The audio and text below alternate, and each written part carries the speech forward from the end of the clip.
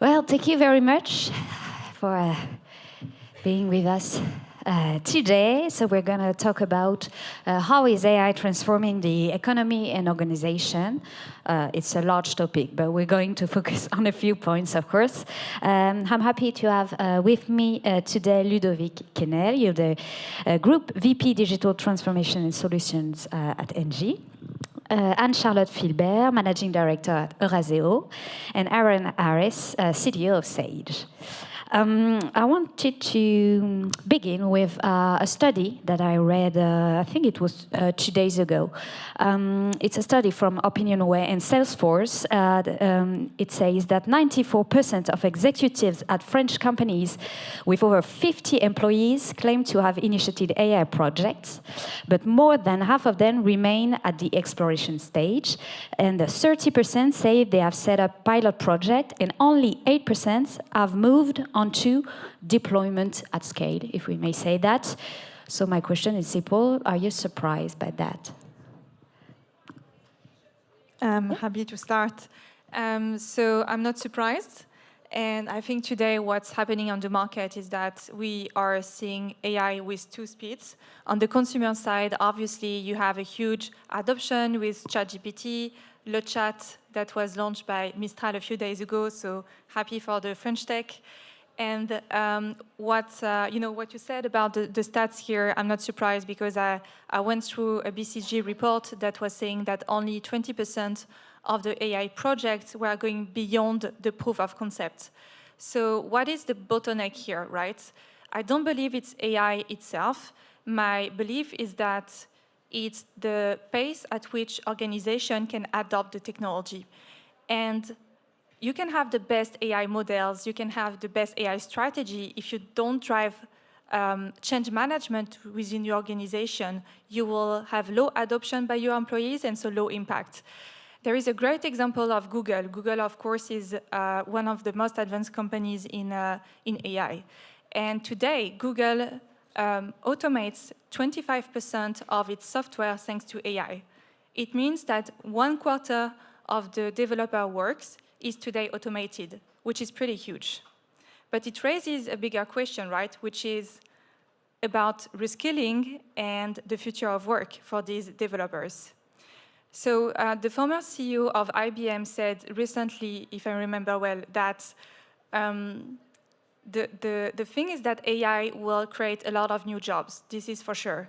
But you cannot take the current workforce you have today within your organization and drop them into these new AI jobs without training. So the real challenge for me and the transition that we'll have to go through is about retraining and reskilling these employees so that they can actually thrive in this new AI world.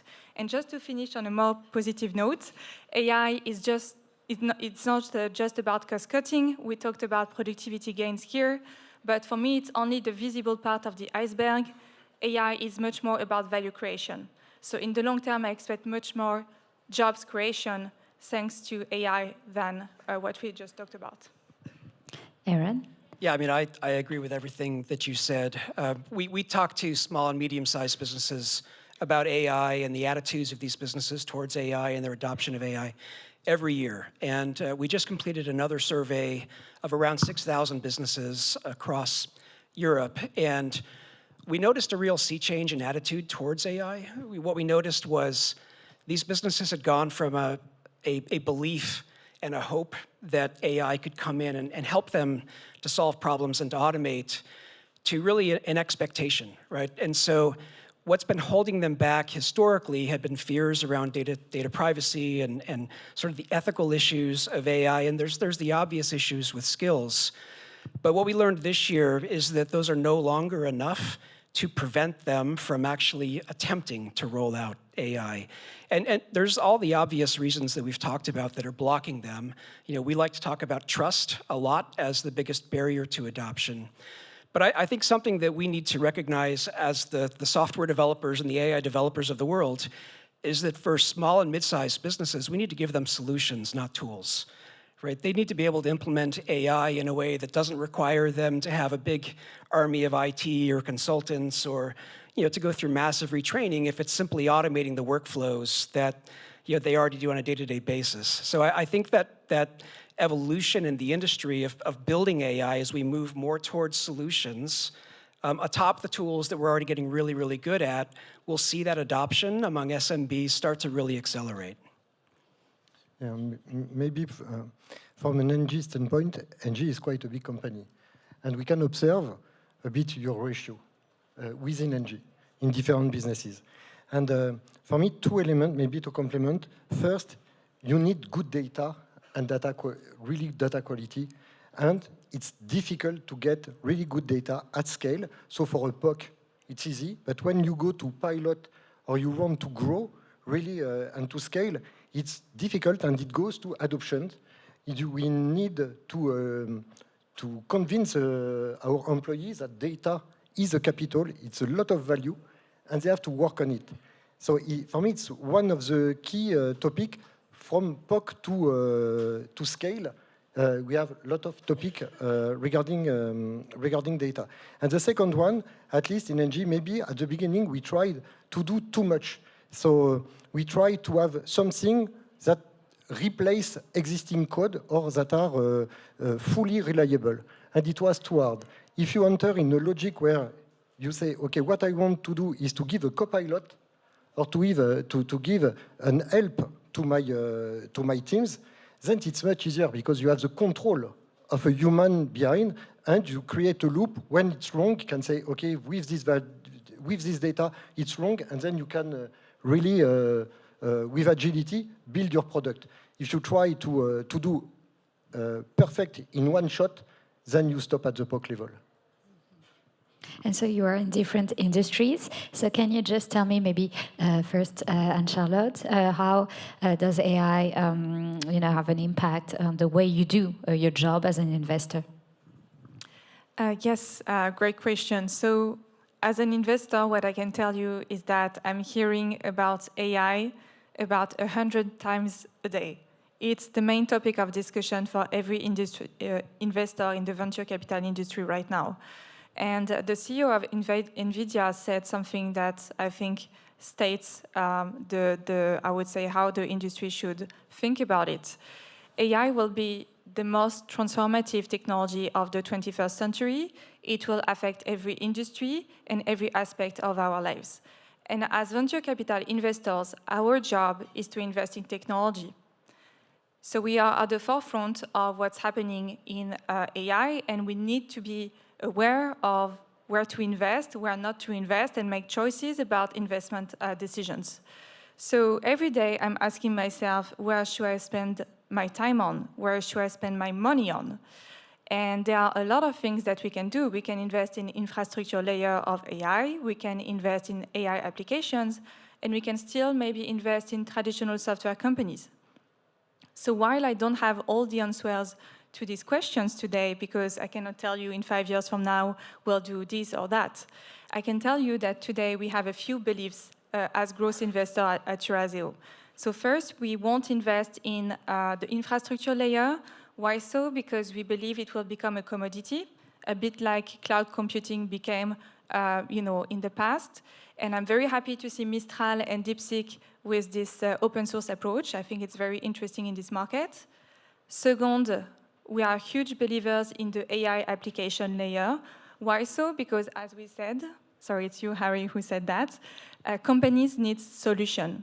AI is a technology, it's not a product.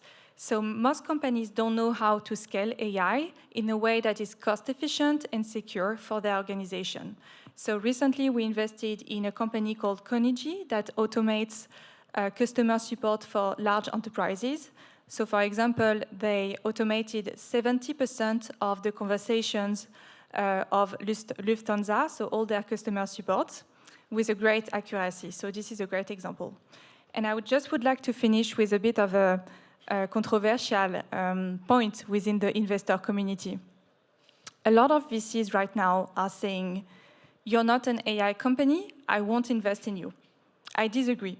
I still believe that there are a lot of great businesses that have built strong moats over time that will not only help them to survive the AI wave, but also thrive.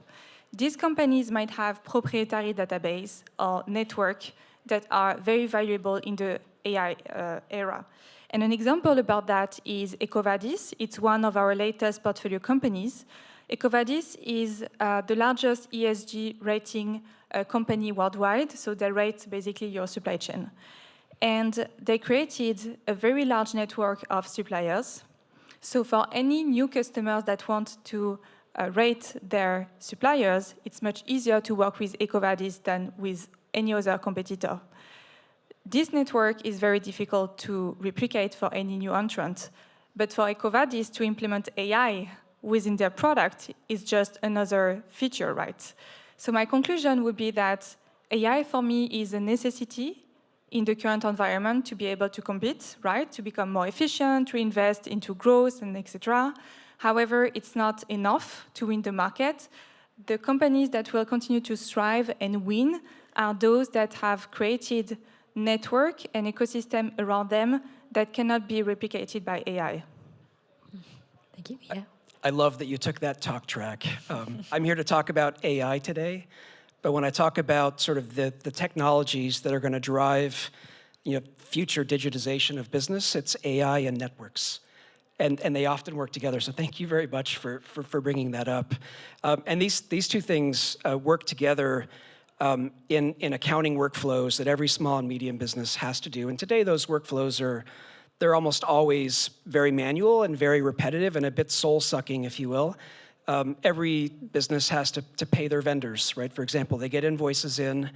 It takes them a week or more to get through a stack of invoices, and then they pay them a couple weeks later. We think about 3 areas of innovation with AI in that workflow. So the first is continuous accounting, essentially where we can use AI to capture all business activity in real time. In the case of processing a bill from a vendor, our customers are saving a half to 2/3 of the time that it takes just by applying AI to the problem. The second area is continuous assurance, and that's essentially pairing confidence and trust with that automation. And in the area, again, of paying vendors, small and medium businesses lose up to 1.5% of revenue to invoice problems, whether it's fraud, whether it's duplicate invoices, whether it's getting overcharged on something. And so it's an excellent use case for AI, especially when applied over a network where it can learn from millions of businesses to identify these problems at scale. When an invoice pretends to be from a large supplier but is actually a fraudulent invoice. And then the last area is what we call continuous insights. So you have a foundation of real-time reliable data now.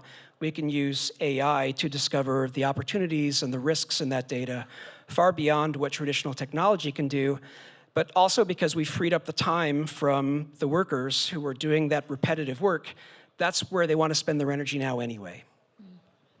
For you, Ludovic, I'm sure you have a lot of use cases at ENGIE. Yeah. But if you can just tell maybe 1 or 2 that helps, improve your productivity. Okay, so one is I'm working in ENGIE, but I am as well a tech guy. So of course we have all the productivities that we target on development, on software development with tools like GitHub Copilot. And it's a good way for the change management to operate because it allows to the team as well to learn from the tech team to learn what it means to be disrupted by AI, because you need to integrate that in your work. And then when you work after with technicians, etc., you understand better as well what they want to, what can be their feeling of potentially losing their job, etc. And on the field, we have a project, augmented technicians.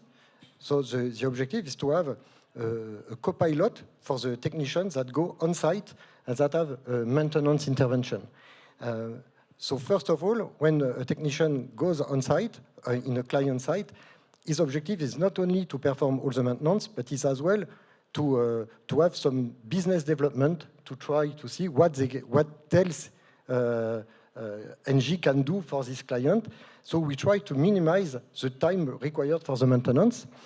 And we have an agent for that looks after what is the type of heaters, what are the procedures that people have to apply.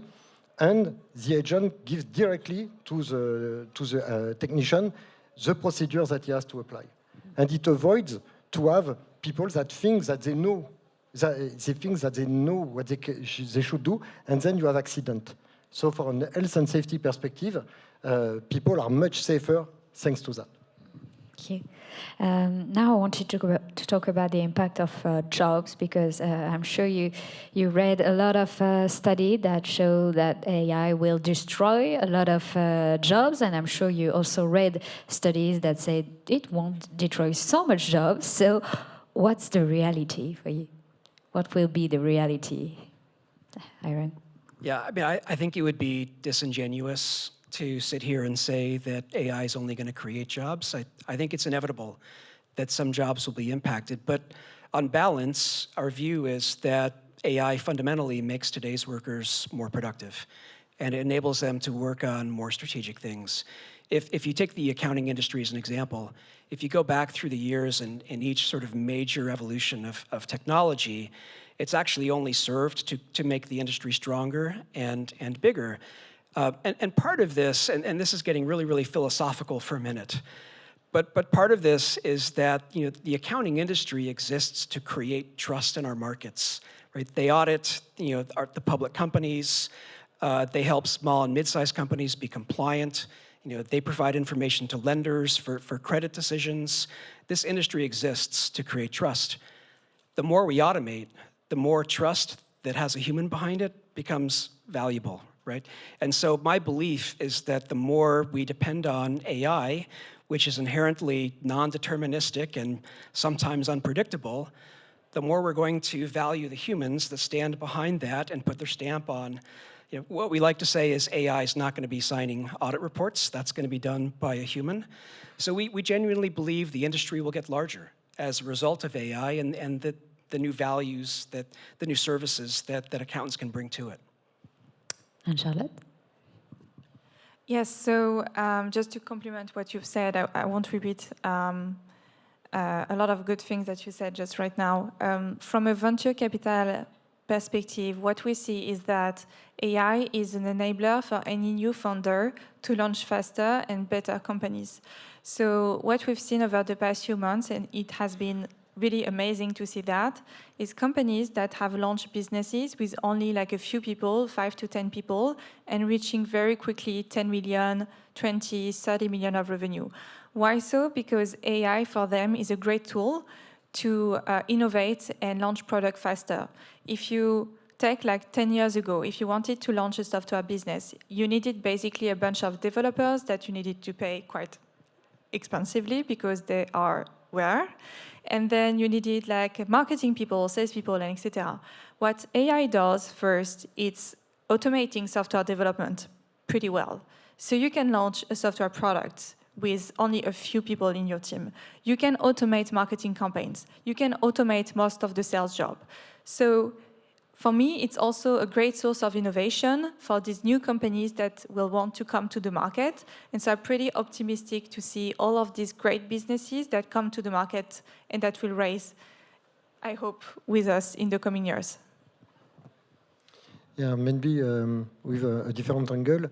In ENGIE, we are working a lot on decarbonation. And we have we used to have in countries big central power plant and clients that were not really active. They were consuming the power, the electricity. Today already, but in 10 years, you will have thousands of wind farms in France or solar site. You have a client with batteries at their home, solar panel on the rooftop, etc. Without AI, you can just not operate the power, the electrical power network. So, and you can put 2,000 people, they won't be able to do it. So it's as well opportunities. The level of service that AI brings allows you, in fact, to grow in terms of level of service that you deliver to your customer. When IT, the technology, the expensive people, 20 or 30 years ago, the throughput or what a developer was able to deliver was tiny. Now we consider that it's important, but with AI, they can do even more and more and more. All the services that you get are much higher level. So I really think that we will continue to deliver higher quality, higher services. Potentially some job will move, will change, and we have a role to play on upskilling people to be able to continue to operate that services. May I also add something that is a bit controversial versus what you said? Yes. Because yes, we are talking a lot about AI, replacing jobs, automating tasks, and etc. But the truth is that in some industries, such as healthcare, we have a scarcity of doctors, right? So if I take a step back, the healthcare systems have been struggling to keep up with the growing demand from, growing population, aging population. There is a study that shows that by 2030, we will face a shortage of 18 million healthcare workers worldwide. And here, AI can help. Obviously, might not be on the creation of new jobs, but it might be by helping doctors being more efficient, spending more time with patients, such as Dr. Lib is doing today by providing AI features to doctors. It can be also by shifting medicine from treatment to prevention, or even accelerating the drug discovery process. So I think there is not an answer for every industry, but AI can also bring a lot of positive for some of the industries that have faced some challenges over the past few years. And one last question about Europe, because, it's the International Summit of AI. I wanted to ask you, do you think AI will have if I can say, a good impact on Europe? Will Europe finally wake up thanks to AI? Harold? Well, I would say Europe's already awake. I have this bit of a thing with Europe and the UK. I'm obviously American by my accent, and I grew my career in Silicon Valley.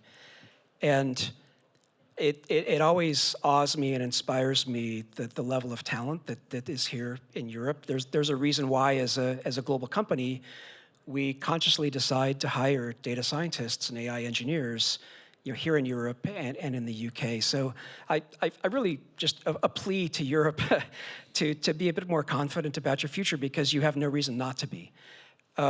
There are two things in particular that I don't think are talked about very much that actually enable you to succeed where perhaps the West will be slower. So the first is your governments are pushing digitization. Whether it's e-invoicing here in France or making tax digital in the UK, AI works on digital technologies, and you're pushing small businesses and medium businesses to digitize. The second is you're pushing standards that matter, like open banking and open finance. Those are creating the means for technology to work much more effectively and consistently across accounting and finance workflows, whether it's with banks or payment processors. And I know I said two, but there's a third, which is that you still care about governance and responsible corporate governance. And knowing that trust is the biggest barrier, especially trust among the workforce, to adopting AI, Europe is laying the right foundations to secure that trust. And so I would also plead with you to continue on the path that you're on, where you have this commitment to responsible governance. Thank you. So just one point on my side that I would like to add. We also have incredible talents in Europe. We conducted a study for our fund, and actually 50% of the computer scientists and data scientists are coming from Europe. So we have some of the best schools. Myself, I started studying AI and NLP about 12 years ago, so it's not a new technology. All of us, I think, should learn about it today because it's a big topic. But we shouldn't shy away from the US. All of them say, hey, the best engineers are in the US. I don't believe that at all.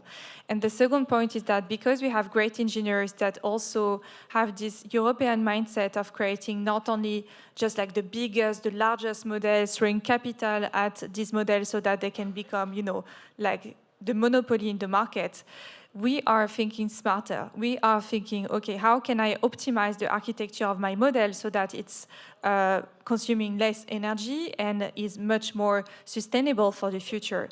And I think it's ENGIE will complement my point about renewable energies, but it's also something that is very important in Europe and that other markets in the world don't have, or at least not at the same scale. Yeah, and I fully agree. And one point is that in Europe, we don't have Google, Microsoft, Facebook, etc. But on industrial part, you have SAP, you have AVEVA, you have Dassault Systèmes, which are very big software vendors where with a very deep knowledge of the various technology.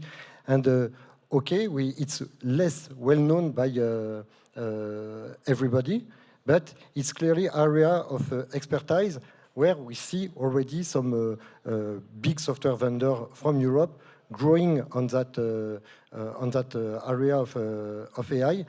Where we need to grow, for me, in Europe, it's on the cloud topic, because the cloud is really the operating system to run AI to scale. And if we don't have a big, very industrial approach on cloud, it will be difficult. But from a software perspective, we have, for instance, Hugging Face, which is a very good company. They did not need 100 billions to be able to capture almost all the market on model for AI. So we can be smart and use less money, less energy, and do good things.